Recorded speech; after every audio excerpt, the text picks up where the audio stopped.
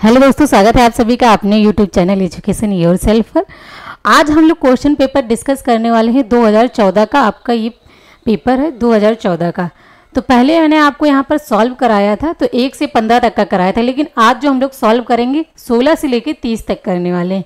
तो आप लोग लगातार प्रैक्टिस भी करते रहिए, क्योंकि जब प्रैक्टिस करेंगे तभी आप एग्ज़ाम में क्या कर पाएंगे, उसी तरह से प्रैक्टिस के अकॉर्डिंग ही वहाँ पर पेपर में क्वेश्चन आप सॉल्व कर पाएंगे। तो आइए देखते हैं पहला क्वेश्चन यहाँ पर। तो पहला क्वेश्चन हमारा है, इनमें से कौन सा सिद्धांतकार यह मत स्पष्ट करता है कि बच्चे अपने वृद्धि व विकास हेतु कठोर अध्ययन करते हैं। तो हमारा यहाँ पर पहला जो ऑप्शन दे रखा था आपका, इसको ए करना है, तो पियाजे है, और जो बी है ये आ जाएगा आपका स्किनर, सी है आपका मैस्लो, या फिर डी है बंडूरा। तो आपके विकास का, वृद्धि और विकास की जब बात हो रही है तो यहाँ पर कठोर अध्ययन की जिन्होंने बात करी है वो है हमारे मैस्लो। तो हमारा राइट आंसर यहाँ पर क्या हो जाएगा, सी ऑप्शन हो जाएगा। फिर नेक्स्ट क्वेश्चन देख लेते हैं। निम्नलिखित में से कौन सा तत्व कक्षा में अधिगम हेतु सहायक हो सकता है। तो पहला ऑप्शन देखते हैं, अध्यापकों द्वारा बच्चों की स्वायत्तता को बढ़ावा व सहायता देना। तो यहाँ अधिगम हेतु सहायक के लिए बात यहाँ पर की जा रही है। फिर बी है, समानता बनाए रखने के लिए किसी एक अनुदेशन पद्धति पर टिके रहना। तो बच्चे किसी एक पद्धति पे आपको नहीं टिकाना है। और फिर सी है आपका, कालांश की अवधि को 40 मिनट से बढ़ा करके 50 मिनट कर देना। तो आप क्या करेंगे, जब टाइम की वैल्यू बढ़ाएंगे तो बच्चों के अंदर कुछ ना कुछ नेगेटिविटी उत्पन्न होगी, तो ये भी नहीं होगा। तो डी देख लेते हैं, बच्चों को अधिगम हेतु प्रेरित करने के लिए परीक्षणों की संख्या बढ़ा देना। तो परीक्षणों की संख्या आप बढ़ा देंगे, लेकिन कोई भी अगर परीक्षा भी ली जा रही तो यहाँ पर नेगेटिव होता है। तो यहाँ पर पहला ऑप्शन आपका यहाँ पर राइट ऑप्शन हो जाएगा ए नंबर। अध्यापकों द्वारा बच्चों की स्वायत्तता को बढ़ावा व सहायता देना। जब बच्चे क्या करते हैं, स्टूडेंट की सहायता करते हैं, तो बच्चों का मन और भी ज़्यादा पढ़ने में लगता है। फिर नेक्स्ट हमारा आ जाएगा 18, ये परिपक्व आपका है।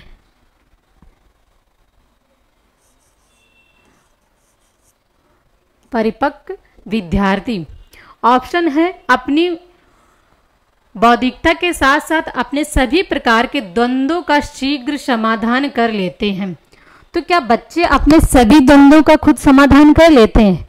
नहीं कर पाते हैं, तभी तो बच्चे क्या रहते हैं, कुछ ना कुछ उनके माइंड में उलझन रहती है। इसके बाद में बी है, अपने अध्ययन में कभी कभी भावनाओं की सहायता चाहते हैं। ये भी आपका हो सकता है। सी है, कठिन परिस्थितियों में भी अध्ययन से विचलित नहीं होते हैं। एक परिपक्व विद्यार्थी हो या फिर हम आप ही हो, तो क्या होगा, कितनी भी कठिन परिस्थिति होगी, क्या हम लोग का मन जो होगा विचलित नहीं होता है, तो आपका ये भी नहीं होगा। और डी ऑप्शन है, इस बात में विश्वास करते हैं कि उनके अध्ययन में भावनाओं का कोई स्थान नहीं है। तो हर बच्चे भी तो इंसान ही हैं। तो इसमें जो राइट आंसर होगा वो आपका बी हो जाएगा, अपने अध्ययन में कभी कभी भावनाओं की सहायता चाहते हैं। एक टीचर और स्टूडेंट चाहता है कि कभी भी कोई प्रॉब्लम हो तो उसके टीचर क्या करे, उसे सल्यूशन दे। तो यही यहाँ पर इसका मीन्स है, परिपक्व जो विद्यार्थी है अपने टीचर से यही चाहेगा। नेक्स्ट देख लेते हैं। यहाँ पर वैसे भी आपको जितने क्वेश्चन सॉल्व कराए जा रहे हैं तो ये सारे बच्चों के अकॉर्डिंग है। आपको देखना है प्राइमरी के बच्चे होंगे जब आप पढ़ाने जाएंगे, और किसके होंगे, 1 से 5 तक की होंगे, और फिर 6 से लेके 8 तक की, तो उच्च प्राइमरी। तो दोनों के अकॉर्डिंग यहाँ पर क्वेश्चन है। फिर यहाँ पर पूर्व विद्यालय में पहली बार आया बच्चा मुक्त रूप से चिल्लाता है। 2 वर्ष पश्चात वही बच्चा जब प्रारंभिक विद्यालय में पहली बार जाता है तो वह अपना तनाव चिल्लाकर व्यक्त नहीं करता है, ठीक है, अपितु उसके कंधे पर गर्दन की पेशियां तन जाती हैं। उसके इस व्यवहारिक परिवर्तन का क्या सैद्धांतिक आधार हो सकता है, पढ़ते हैं। तो एक बच्चे की बात हो रही है, कोई भी बच्चा जब स्कूल जाता है तो क्या करता है, यही उसकी एक्टिविटी होती है जो क्वेश्चन में दे रखी है। तो पहला है, विकास निरंतरी होता रहता है, ये भी हो सकता है क्योंकि मैंने आपको बताया है कि विकास क्या होता है, निरंतर होता रहता है। बी है अलग अलग लोगों में विकास भिन्न भिन्न रूप से होता है, ये भी हो सकता है आपका। लेकिन सी है विभेद व एकीकरण विकास के लक्षण है। तो बच्चे के अंदर विभेद करने की यहाँ पर क्या हो गई है, क्षमता उत्पन्न हो गई है थोड़ी बहुत, जब जो बच्चे में पहले नहीं थी। जब बच्चा शुरू में विद्यालय गया 2 साल पहले तो वो चिल्लाता था, लेकिन जब 2 साल बाद बच्चा जाने लगा तब कैसा उसका रिएक्ट हो गया, तब उसने अपना चिल्लाना व्यक्त नहीं किया। तो ये विभेदीकरण व एकीकरण का जो विकास था वो बच्चे के अंदर हो गया। डी है विकास क्रमिक प्रकार से होता है। तो यहाँ पर जो हमारा राइट आंसर है वो हो जाएगा सी ऑप्शन। तो राइट हमारा यहाँ पर सी ऑप्शन हो गया। फिर आ गया हमारा 20 नंबर क्वेश्चन। निम्नलिखित में से कौन सा कथन सत्य है, आइए देख लेते हैं। गोद लिए गए बच्चों का वही बुद्धि लाभदायक IQ होता है जो गोद लिए गए उनके सहोदर भाई बहनों का होता है। ऐसा कैसा हो सकता है। फिर बी है अनुभव मस्तिष्क के विकास को प्रभावित करता है। या फिर सी हो जाएगा यहाँ पर विद्यालयीकरण का बुद्धि पर कोई प्रभाव नहीं पड़ता। या फिर यहाँ पर डी हो जाएगा आनुवांशिक बनावट व्यक्ति की परिवेश की गुणवत्ता के प्रति प्रत्युत्तरतात्मा को प्रभावित करती है। तो ये क्या करती है, यहाँ पर जो हमारा यहाँ पर राइट आंसर हो जाएगा वो क्या हो जाएगा, डी हो जाएगा। आनुवांशिक बनावट व्यक्ति की परिवेश की गुणवत्ता के प्रति प्रत्युत्तरतात्मकता को प्रभावित करती है। ठीक है। फिर हमारा नेक्स्ट आ जाएगा 21 क्वेश्चन। तो CBSE द्वारा अपनाए गए प्रगतिशील शिक्षा के प्रतिमान में बच्चों का जो सामाजिकरण जिस प्रकार से किया जाता है उससे अपेक्षा की जा सकती है कि क्या अपेक्षाएं की जाती हैं बच्चे से, वे सामूहिक कार्य में सक्रिय भागीदारी का निर्वह करें तथा सामाजिक कौशल सीखें। फिर इसके बाद में ये बिना प्रश्न उठाए समाज के नियमों, तो बिना प्रश्न उठाए बच्चों के लिए, तो ये आपका यहीं से क्या हो रहा है, निगेटिव हो रहा है, ये नहीं होगा। किसी भी प्रकार की सामाजिक पृष्ठभूमि होते हुए भी वे यह सब स्वीकार करें कि जो उन्हें विद्यालय द्वारा प्रदान किया जाता है। तो कुछ अधूरा सा सेंटेंस लग रहा है। ये डी है वे समय नष्ट करने वाली सामाजिक आदतों, तो समय नष्ट करने वाली सामाजिक आदतों से यहाँ क्या तात्पर्य है, तो इसमें से जो आपका राइट आंसर है वो ए हो जाएगा। वे सामूहिक कार्य में सक्रिय भागीदारिता का निर्वाह करें तथा सामाजिक कौशल सीखें। इसके बाद में 22 देख लेते हैं।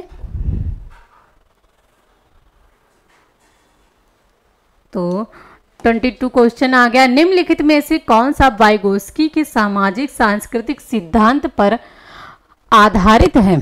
तो यहाँ पर जो है पहला आपका ऑप्शन है पारस्परिक शिक्षण, बी हो जाएगा संस्कृति निरपेक्ष संज्ञानात्मक विकास, फिर सी हो जाएगा आपका अंतर्दृष्टि अधिगम, या फिर डी होगा सक्रिय अनुकूलन। तो वाइगोस्की के सामाजिक सांस्कृतिक के अकॉर्डिंग पूछ रहा है तो आपको बताना है यहाँ पर क्या हो जाएगा, पारस्परिक शिक्षण। फिर नेक्स्ट क्वेश्चन देख लेते हैं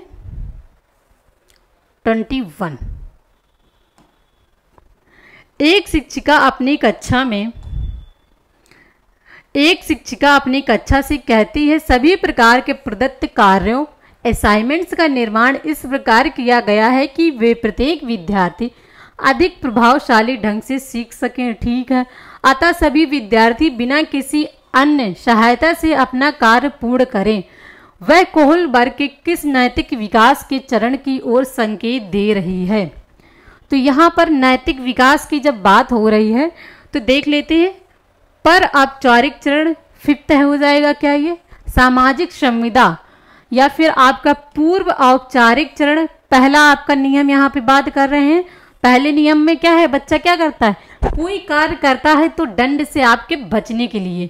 फिर सी है यहाँ पर पूर्व औपचारिक चरण। अब यहाँ पर दूसरा आ गया व्यक्तिगता और विनिमय, बच्चा किस लिए कार्य कर रहा होता है, व्यक्तिगता या विनिमय के लिए। फिर डी हो जाएगा औपचारिक चरण।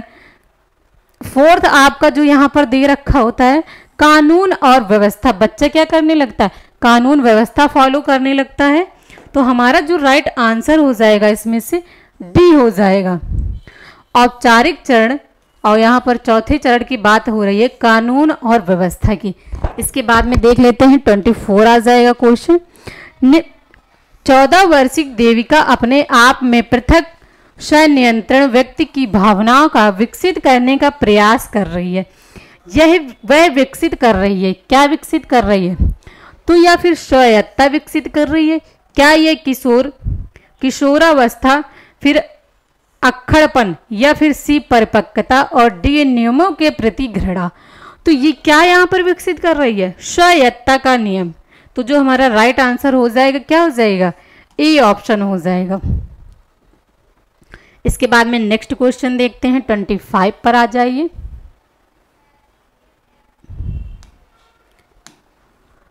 प्रगतिशील शिक्षा के संदर्भ में निम्नलिखित में से कौन सा कथन जॉन डीवी के अनुसार समुचित है? तो जॉन डीवी के अनुसार कौन सा यहाँ पर देखते हैं समुचित है? तो पहला है, विद्यार्थियों को स्वयं ही सामाजिक समस्याओं को सुलझाने में सक्षम होना चाहिए। आगे देखते हैं, जिज्ञासा विद्यार्थियों के स्वभाव में अंतर्निहित नहीं है, अपितु इसका कर्षण संवर्धन करना चाहिए। तो अंतर्निहित नहीं है, जिज्ञासा विद्यार्थियों के स्वभाव में क्या होती है? अंतर्निहित होती है। तो यहाँ पर नहीं की बात कर रहा है। आगे देखते हैं, कक्षा में विद्यार्थियों का निरीक्षण करना चाहिए, ना कि सुनना चाहिए। तो विद्यार्थियों का आप निरीक्षण कर सकते हैं, ना कि सुनना चाहिए। तो दोनों काम आपको करने चाहिए। डी है, कक्षा में प्रजातंत्र का कोई स्थान नहीं होना चाहिए, ये भी नहीं होगा। तो इसमें से जो राइट आंसर आपका हो जाएगा ए नंबर, विद्यार्थियों को स्वयं ही सामाजिक समस्याओं को सुलझाने में सक्षम होना चाहिए।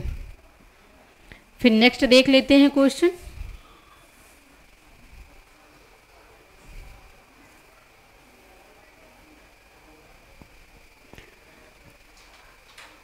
(26) नंबर, भाषा अवबोधन से संबंध विकार है। तो यहाँ पर पहला आ जाएगा पठन वैकल्य, तो डिसलेक्सिया की बात हो रही है। फिर आ जाएगा बी नंबर, वाक संबंध रोग, तो एफेक्सिया की बात आ रही। फिर आ जाएगा सी, भाषाघात, तो अपेशिया की बात आ जा रही है। और फिर है डी, चालाघात अप्रेक्षिया। तो भाषा अवबोधन का जो संबंध है वो किससे? हमारा भाषाघात से होगा।